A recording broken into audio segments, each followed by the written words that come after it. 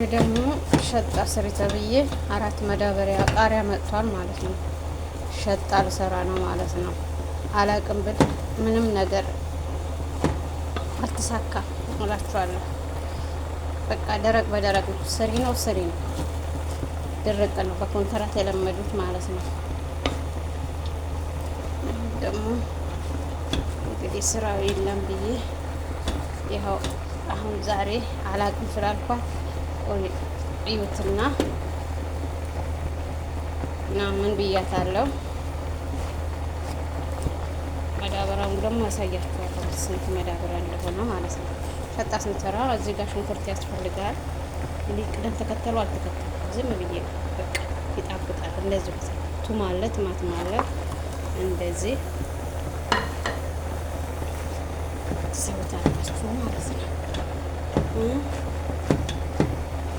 እንደዚህ ነው የምሰራው ሌላ ቤት ማለት ነው።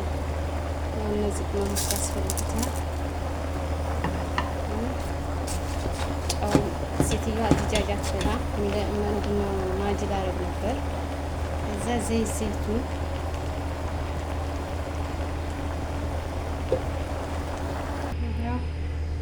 ገና አልጨረሰውም። ገና አልከለትኩትም ማለት ነው።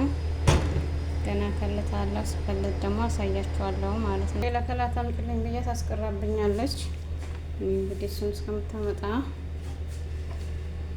ማድ ቤት አላድርም ብዬ ይኸው በዚህ ከላህ ልጀምረው ነው። እንግዲህ ተመልሼ እመጣለሁ። ጠብቁኝ ማለት ነው።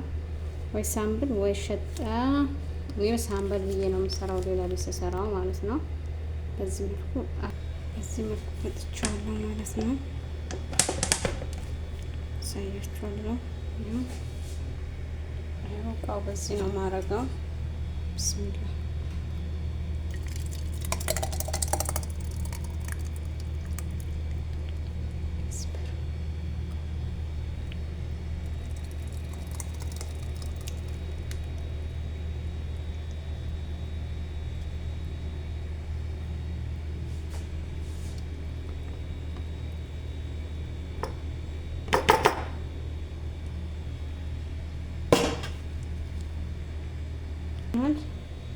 እና እንዴት አባቱ እንደሚያቃጥል ደግሞ ይጣፍጣል።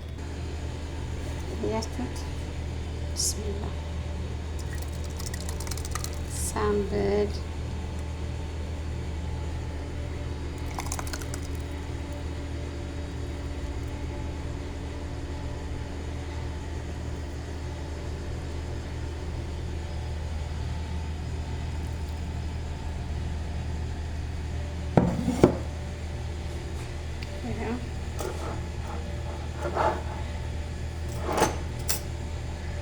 ይመስላችኋለሁ። ከአጀባችሁ ላይክ ሼር በማድረግ አበረታቱኝ እላችኋለሁ። ዌልካም ብለናል። አሰራሩን አሳይቻችኋለሁ። ፍልፍል ነው፣ ቲማቲም ይጨመራል፣ ሽንኩርት ካላችሁ በብዛት ስታረጉት ደግሞ ይጣፍጣል ማለት ነው። ይሄ ሳምብል ወይም ሸጣ። አሁን ሴትዮዋ ሸጣ ነው ስር ያለችኝ። እኔ ደግሞ ሳምብል ብዬ ነው የምሰራው። ይሄ አረቦቹ ጋር በጣም ነው በፍቅር የሚበሉት ከሩዝ ጋር በጣም የሚጣፍጥ ነገር ነው እላችኋለሁ ወዶቼ። እና ላይክ ሼር በማድረግ አበረታቱኝ እላችኋለሁ። ዌልካም